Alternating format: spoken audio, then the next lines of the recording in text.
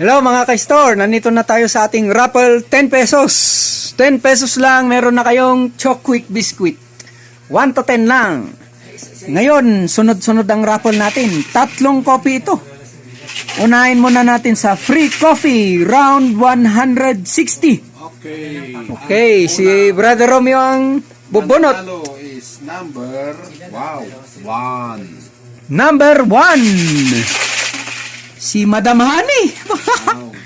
Pangalawa is, number 3. Number 3. Si Brother Ray.